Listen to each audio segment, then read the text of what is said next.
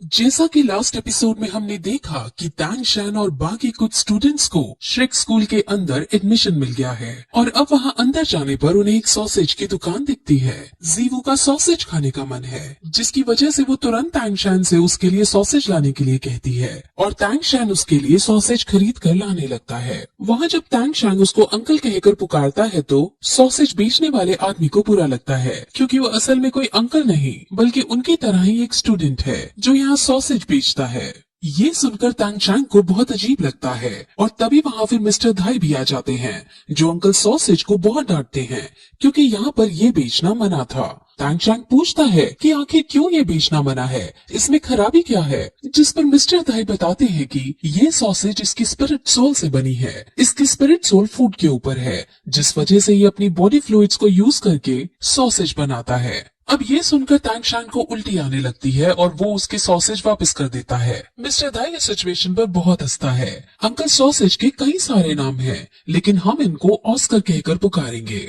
वहाँ हम दो लड़कियों को भी देखते हैं जो इन्हीं के साथ एडमिशन लेकर आगे बढ़ रही थी। असल में अभी इनका एडमिशन हुआ नहीं था, इनका एडमिशन प्रोसेस चल रहा है। यहाँ पर बहुत सारे बच्चे खड़े हैं और सभी एग्जाम 1 की लाइन में लगे हुए हैं। टैंग शैंग भी एग्जाम 1 की लाइन में जाने लगता है, लेकिन मिस्टर धाई उसे रोकता है और उसे सीधे एग्जाम 4 की तरफ ले जाने लगता है। अब बाकी स्टूडेंट्स जो एग्जाम 1 की लाइन में लगे हुए थे वो नाराज हो जाते हैं, क्योंकि इन बच्चों को एग्जाम 1, 2 और 3 को स्किप करवाकर सीधे एग्जाम 4 में ले जाया जा रहा है। जिस पर अब मिस्टर धाई उन्हें समझाता है कि जिनकी रैंक 20 से ज्यादा है वो पहले 3 एग्जाम को स्किप कर सकते हैं। टैंग शैन की रैंक 29, जीवो की रैंक 29 और बाकी जो 2 लड़कियां थी उनकी रैंक 26 और 27 की थी, जिस वजह से सिर्फ वो 4 ही एग्जाम 4 की तरफ जाने लगते हैं। अब फिर रास्ते में मिस्टर धाई बताते हैं कि जो पिछली लाइन में लगे हुए बच्चे हैं उनमें से कोई भी पास नहीं हो पाएगा, क्योंकि एग्जाम 2 और 3 बहुत ज्यादा टफ होते हैं और रैंक 20 से नीचे वाले बच्चे इसमें पास नहीं हो पाते। असल में हर साल सिर्फ 2 या 3 बच्चे ही एडमिशन पा पाते हैं और अब तक सिर्फ 42 बच्चे ही स्कूल में पढ़े हैं। अब ये सुनकर उनको अजीब लगता है, क्योंकि आखिर इतना मुश्किल एंट्रेंस रखने से तो स्कूल का ही नुकसान है, क्योंकि उन्हें बच्चों से फीस नहीं मिल पाती। जिस पर मिस्टर धाई कहता है कि यहाँ का हेडमास्टर यानी यहाँ का प्रिंसिपल अपने असूलों का पक्का है। वो चाहे गरीबी में मर जाए लेकिन वो कमजोर बच्चों को नहीं पढ़ाता। इस स्कूल में बच्चों से ज्यादा तो टीचर्स हैं और यही इस स्कूल की सबसे खास बात है। यहाँ टॉप क्वालिटी की एजुकेशन दी जाती है और इसी वजह से टैंग शैन के टीचर, जिनको सब ग्रैंड मास्टर कहते हैं, उन्होंने श्रेक स्कूल रिकमेंड किया था। असल में यहाँ से ग्रेजुएट होने का यानी यहाँ से डिग्री लेने का बहुत मुश्किल क्राइटेरिया है। यहाँ एडमिशन लेने के बाद अगर तुम्हारी रैंक 40 या उससे ज्यादा है तभी तुम यहाँ से डिग्री पा पाओगे, वरना तुम्हें बिन डिग्री लिए ही भगा दिया जाएगा। इसीलिए अब तक सिर्फ 14 बच्चे ही यहाँ से ग्रेजुएट हो पाए हैं और वो 14 आज की डेट में अपनी अपनी फील्ड में नाम कमा चुके हैं। बाकी बच्चे जो एनरोल हुए थे लेकिन ग्रेजुएट नहीं हो पाए, वो 20 को मारते मारते खुद ही मर गए और उनकी कहानी वही खत्म हो गई। अब ये सब सुनकर बच्चे बहुत डर जाते हैं, लेकिन वो कैसे न कैसे करके इस स्कूल में पढ़ना चाहते थे, इसीलिए वो आगे बढ़ते हैं और एग्जाम 4 पर पहुंच जाते हैं।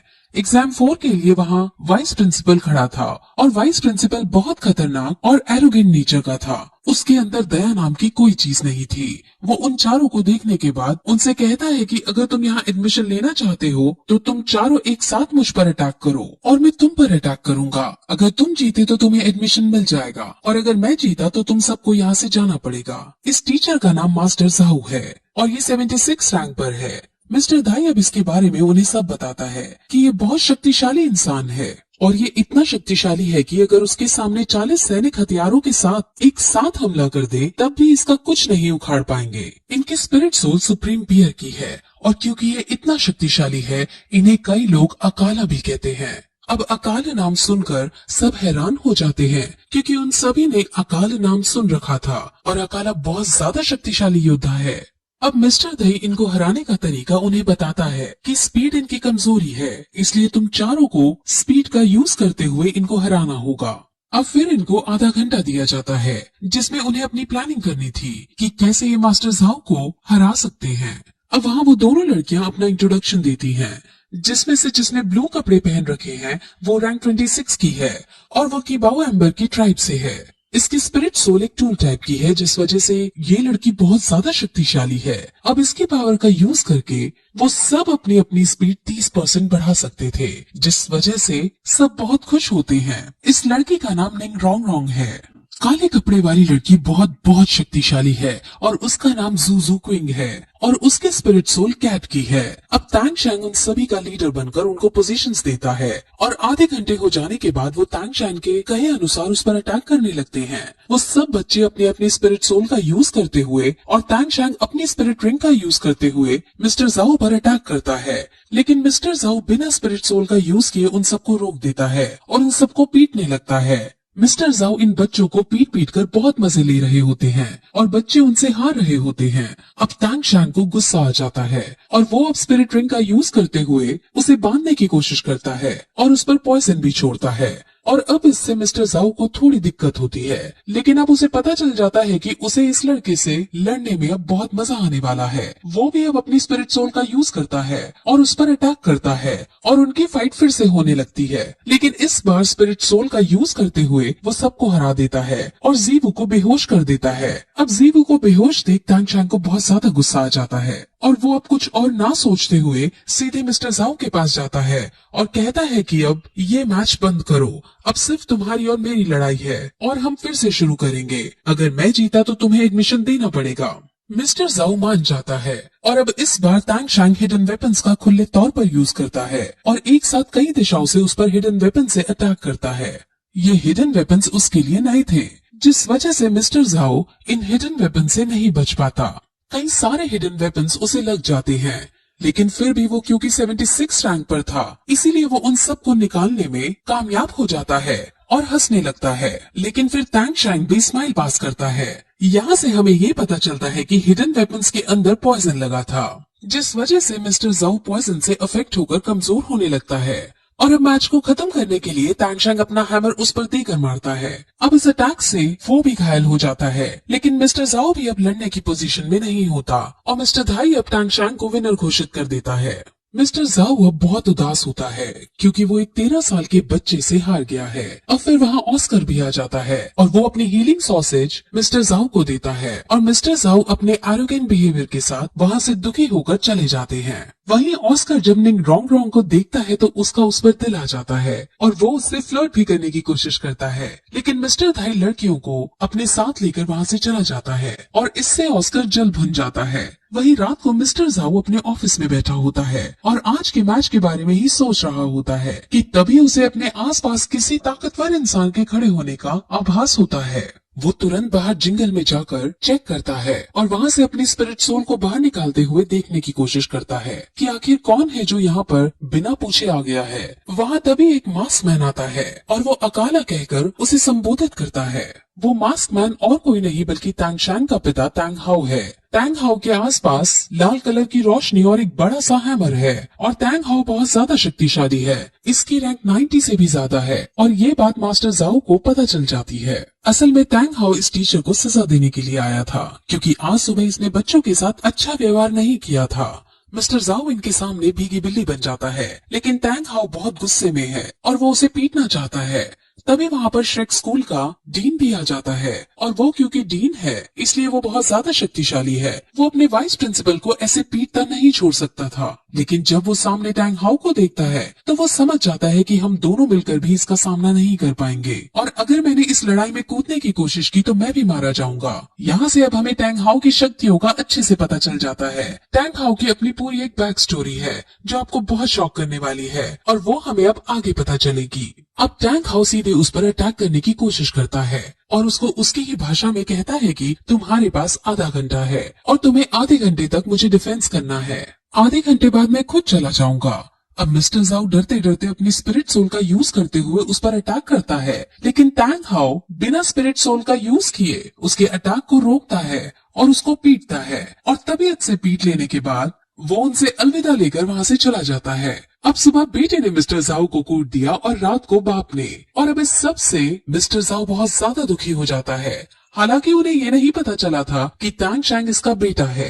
अब मिस्टर जाओ प्रिंसिपल यानी डीन से बहुत गुस्सा होता है कि आखिर उसने उसे बचाया क्यों नहीं, लेकिन बेचारा प्रिंसिपल खुद उसके सामने नहीं टिक पाता।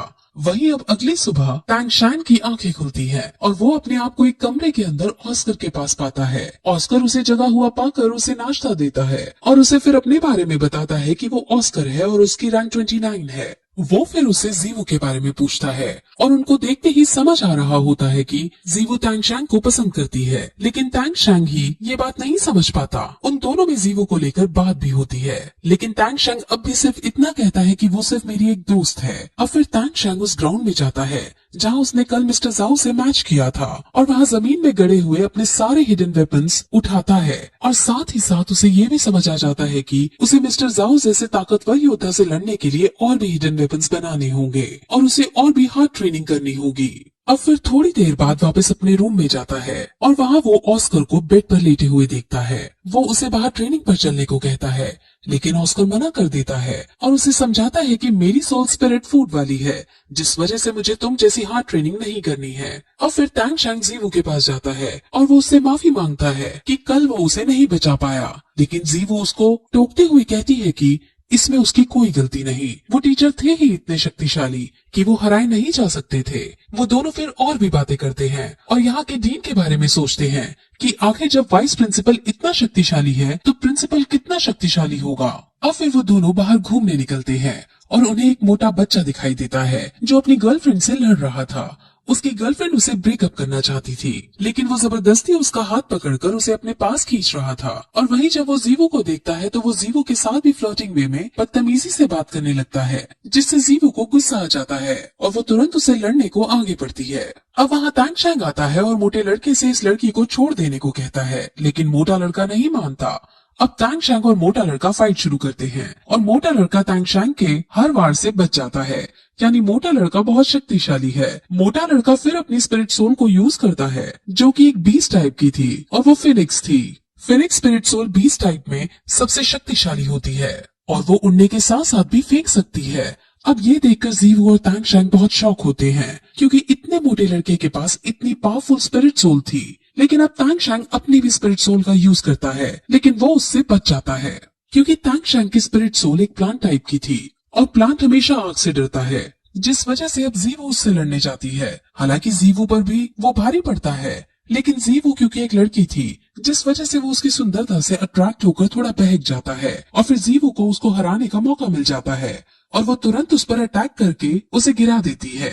जीवू बहुत खुश होती है, लेकिन मोटा लड़का फिर खड़ा होता है और कहता है कि अब मैं तुम्हें नहीं छोड़ूंगा और फिर इस पॉइंट पर ये एपिसोड खत्म हो जाता है।